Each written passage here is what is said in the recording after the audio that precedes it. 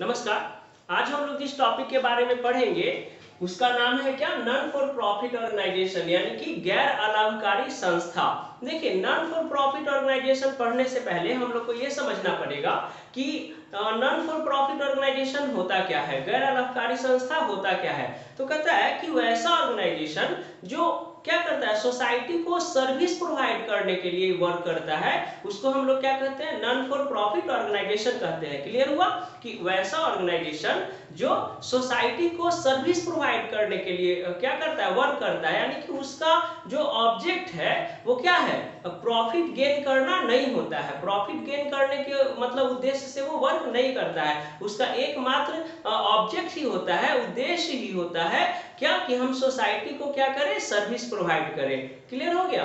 जैसे बहुत सारा जो देखते होंगे गवर्नमेंट हॉस्पिटल, ठीक है, गवर्नमेंट हॉस्पिटल क्या है, गवर्नमेंट हॉस्पिटल में आप लोग देखें कभी कि वो मतलब बहुत ज्यादा चार्ज करता है, उसको क्या फायदा होता है, गवर्नमेंट हॉस्पिटल का वो कुछ फायदा होता नहीं है। वो क्या करता है, पेशेंट से कुछ जो चार्ज होता है, मतलब एप्लीकेशन फॉर्म भरवाता है उसका 40 रुपीज या 50 रुपीज। जैसे पटना में जो है एक महावीर नेत्रालय है, महावीर नेत्रालय में अगर आप गए होंगे या आप लोग का फैमिली गए होंगे तो वहां पे क्या है, 40 रुपीज का एक फॉर्म मतलब फिलअप करवाता है, ठीक है, और उसके बाद वो अपना जो भी है जांच, आंख वगैरह का जो जांच वगैरह वो फ्री ऑफ कॉस्ट होता है। तो ये क्या हुआ, मतलब 40 रुपीज तो बहुत ज्यादा मायने नहीं रखता है।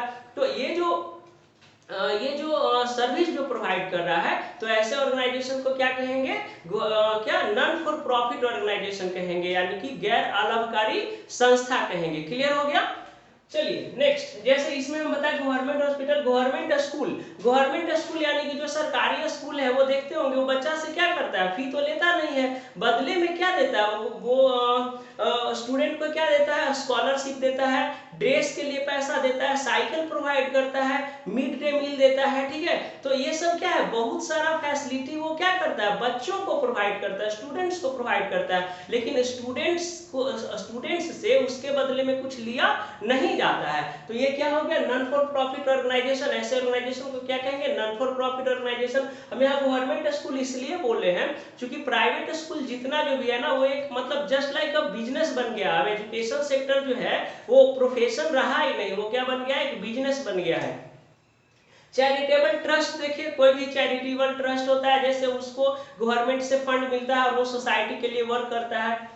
बहुत सारा देखे होंगे एनजीओ, एनजीओ मतलब समझ रहे हैं ना, एनजीओ मतलब ये जो है फ्लड आ गया तो क्या होता है, बहुत सारा जो एनडीआरएफ का टीम रहता है, जो भी होता है, बहुत सारे एनजीओ जो उसको खाना पहुंचाते हैं, ठीक है ना, तो फ्री ऑफ कॉस्ट पे पहुंचाते हैं, ठीक है। तो ऐसे ये जितना जो भी हम ऑर्गेनाइजेशन का नाम बताए, ये सब क्या होता है, नॉन फॉर प्रॉफिट ऑर्गेनाइजेशन होता है। सिंपल में समझिए कि नॉन फॉर प्रॉफिट ऑर्गेनाइजेशन वैसा ऑर्गेनाइजेशन होता है जिसका एकमात्र उद्देश्य सोसाइटी को क्या करवाना होता है, सर्विस प्रोवाइड करना होता है, पैसा कमाना नहीं होता है, ठीक है ना। मतलब वो लाभ के लिए काम ही नहीं करता, प्रॉफिट गेन करने के लिए वो वर्क ही नहीं करता है। क्लियर हो गया।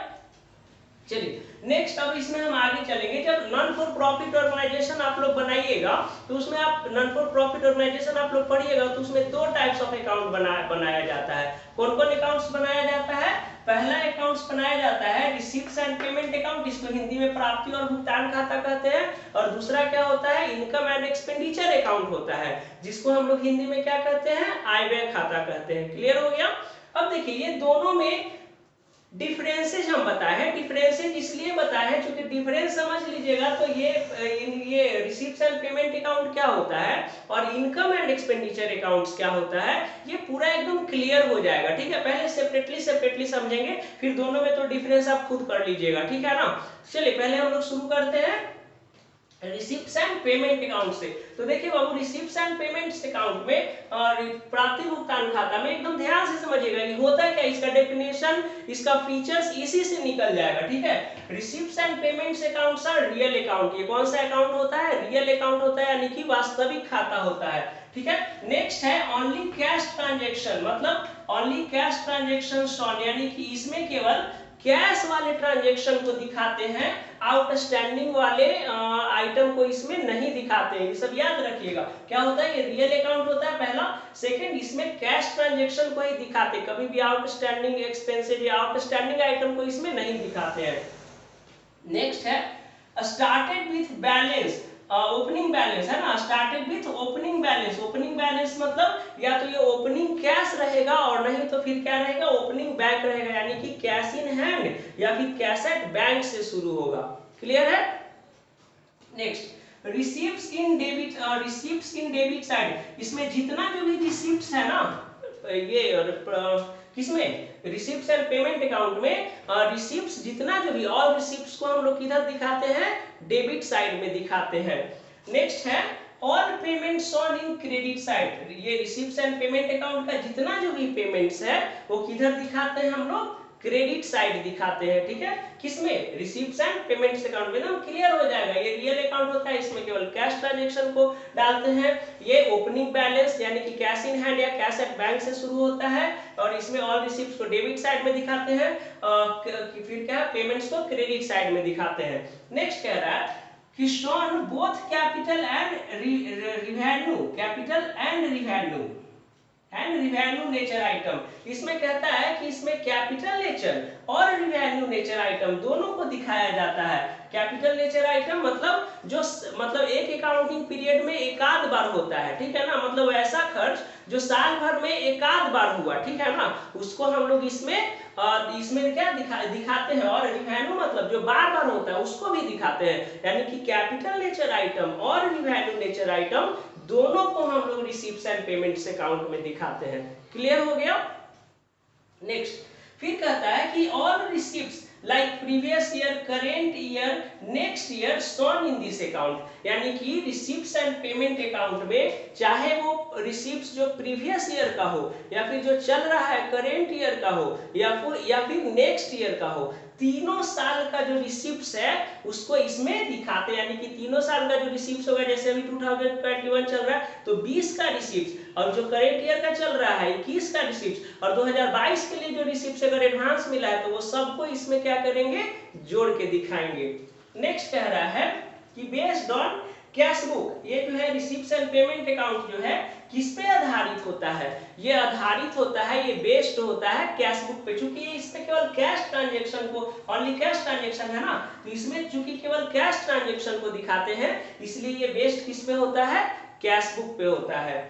नेक्स्ट कह रहा है डिफरेंस इन क्लोजिंग बैलेंस, यानी कि इसमें का जो डिफरेंसेज होता है, ठीक है ना, रिसीप्ट्स एंड पेमेंट अकाउंट का जो डिफरेंसेज होता है, जो अंतर होता है, वो हमेशा क्लोजिंग बैलेंस निकलता है। अगर ओपनिंग कैश दिया हुआ है तब जो बैलेंस निकलेगा वो क्लोजिंग कैश निकलेगा, और अगर ओपनिंग बैंक दिया हुआ है तो जो बैलेंस निकलेगा वो क्या निकलेगा, क्लोजिंग बैंक निकलेगा। आई होप आप ये जो रिसीप्ट्स एंड पेमेंट अकाउंट्स में क्या क्या जाता है वो सब क्लियर हो गया होगा आपका, ठीक है। यानी कि रिसीप्ट्स एंड पेमेंट अकाउंट का डेफिनेशन और फीचर्स सब इससे क्लियर हो गया। अब हम लोग चलते हैं इसमें income and expenditure account. Income and expenditure account मतलब आय व्यय खाता में, ठीक है। तो आय व्यय खाता जो होता है, जो इनकम एंड एक्सपेंडिचर अकाउंट जो होता है वो क्या होता है, नॉमिनल अकाउंट होता है। नॉमिनल अकाउंट मतलब उसको हिंदी में कहते हैं नाम मात्र खाता, ठीक है ना, नॉमिनल अकाउंट होता है। इसमें आउटस्टैंडिंग आइटम जो करेंट ईयर से रिलेटेड है, second point, outstanding item related to current year, है ना, कहता है कि इसमें करेंट ईयर का जो आउटस्टैंडिंग है वो इसमें जाएगा, ठीक है ना, इसमें नहीं जाता है कि हम लिखवाए हैं कि ओनली कैश ट्रांजैक्शंस ऑन, यानी कि इसमें केवल कैश ट्रांजैक्शन को जाता है, आउटस्टैंडिंग नहीं जाता, लेकिन इसमें क्या है, आउटस्टैंडिंग आइटम जाता है। Next not started with opening balance, इसमें कोई भी ओपनिंग बैलेंस से स्टार्ट नहीं होता है, मतलब ओपनिंग कैश, ओपनिंग बैंक ये सब से स्टार्ट नहीं होगा। Expenditure on in debit side, यानी इनकम एंड एक्सपेंडिचर अकाउंट में एक्सपेंडिचर को डेबिट साइड लिखा जाता है और income on in credit side, और इनकम को क्रेडिट साइड लिखा जाता है। क्लियर हो गया। जब इनकम एंड एक्सपेंडिचर अकाउंट बनाएंगे तो डेबिट में एक्सपेंडिचर लिखेंगे और क्रेडिट में इनकम लिखेंगे। नेक्स्ट है only revenue nature items on, यानी कि इसमें केवल रिवेन्यू नेचर आइटम जाता है। रिवेन्यू नेचर जो बार बार होता है, ठीक है ना, जो ऐसा एक्सपेंसेस जो बार बार होता है उसको हम लोग क्या कहते हैं, रिवेन्यू एक्सपेंडिचर कहते हैं। फिर कहता है कि इसमें only current year items on, यानी कि इसमें केवल करेंट ईयर आइटम को हम लोग दिखाते हैं, प्रीवियस ईयर और नेक्स्ट ईयर से रिलेटेड आइटम को नहीं दिखाते हैं, ठीक है। फिर कह रहा है based on profit and loss account. ये किस पे बेस्ड होता है? प्रॉफिट एंड लॉस अकाउंट पे होता है, क्योंकि प्रॉफिट एंड लॉस अकाउंट भी नॉमिनल अकाउंट ही होता है, ठीक है ना, इसीलिए प्रॉफिट एंड लॉस अकाउंट पे बेस्ड होता है। और डिफरेंसेज कॉल्ड सरप्लस और डिफिसिट, इसमें का जो डिफरेंसेज है इनकम एंड एक्सपेंडिचर अकाउंट, यानी कि इधर डेबिट साइड एक्सपेंडिचर और क्रेडिट साइड क्या लिखते हैं? इनकम लिखते हैं। तो इसमें का जो डिफरेंसेज होगा, ठीक है ना, डिफरेंसेज मतलब अंतर, यानी कि एक्सपेंडिचर ज्यादा रहेगा और इनकम कम रहेगा तो डेफिसिएट होगा, और अगर इनकम ज्यादा रहेगा और एक्सपेंडिचर कम रहेगा तो क्या कहलाएगा? सरप्लस कहलाएगा। क्लियर हो गया? चलिए अब हम ये दोनों में डिफरेंसेज, मेन जो डिफरेंसेज है वो क्या होता है? एकदम सिंपल, जब ये दोनों समझ लिए ना तो डिफरेंसेज में कुछ है ही नहीं, ठीक है ना, एकदम इक्वलिटीज में हम बताए। देखिए ये रियल अकाउंट होता है तो ये नॉमिनल अकाउंट होता है, इसमें केवल कैश ट्रांजैक्शन को दिखाया जाता है, तो इसमें आउटस्टैंडिंग आइटम को भी दिखाया जाता है ना, आउटस्टैंडिंग आइटम को दिखाया जाता है, आउटस्टैंडिंग आइटम को भी दिखाया जाता है, केवल आउटस्टैंडिंगों को नहीं दिखाया जाता है जी। फिर कहता है स्टार्टेड विथ ओपनिंग बैलेंस, इसमें ओपनिंग बैलेंस के साथ स्टार्ट होता है, इसमें not started with opening balance, opening balance के साथ स्टार्ट नहीं होता है। नेक्स्ट है रिसीप्ट्स इन डेबिट साइड, इसमें डेबिट साइड में रिसीप्ट्स लिखाता है, इसमें डेबिट साइड में एक्सपेंडिचर लिखाता है। All payments on in credit side, इसमें क्रेडिट साइड में पेमेंट्स को दिखाते हैं, इसमें क्रेडिट साइड में इनकम को दिखाते हैं। नेक्स्ट है shown both capital and value nature item, इसमें कैपिटल नेचर आइटम यानी कि जो साल भर में एक आध बार होता है और वैल्यू नेचर आइटम जो बार बार होता है, दोनों को दिखाते हैं, लेकिन इसमें केवल रिवैल्यू नेचर आइटम को दिखाते हैं, ठीक है ना, केवल रिवैल्यू नेचर आइटम को दिखाते हैं। नेक्स्ट है all receipts like previous year, current year, next year shown in this account, इसमें प्रीवियस ईयर से जो रिलेटेड रहता है वो करेंट ईयर जो चल रहा है वो, और आने वाला जो साल है नेक्स्ट ईयर उससे अगर रिलेटेड है तो इसमें दिखाते हैं, लेकिन इसमें ऐसा नहीं, इसमें केवल करेंट ईयर आइटम जाता है। जैसे 2021 चल रहा है तो 2021 का ही आइटम इसमें जाएगा, 22 का और 20 का नहीं जाएगा। नेक्स्ट कह रहा है कि it is based on cash book, ये कैश बुक पे बेस्ड होता है, ये कैश बुक पे आधारित होता है, ये प्रॉफिट एंड लॉस यानी कि आय व्यय खाता पे आधारित होता है। फिर कहता है इसमें का जो डिफरेंसेज होता है, मतलब रिसीप्ट ज्यादा और पेमेंट कम तो क्लोजिंग कैश निकलेगा, ठीक है ना, माने इसका जो डिफरेंसेज होता है वो क्लोजिंग बैलेंस निकलता है, जबकि इसका जो डिफरेंसेज होता है वो क्या कहलाता है? सरप्लस और डेफिसिएट कहलाता है। क्लियर हो गया? आई होप आप ये जो नॉन फॉर प्रॉफिट ऑर्गेनाइजेशन का जो receipts and payment account and income and expenditure account है, ये दोनों क्या होता है, ये दोनों में क्या डिफरेंसेज है, ठीक है ना, इसको आप अच्छा से समझ गए होंगे। जय हिंद।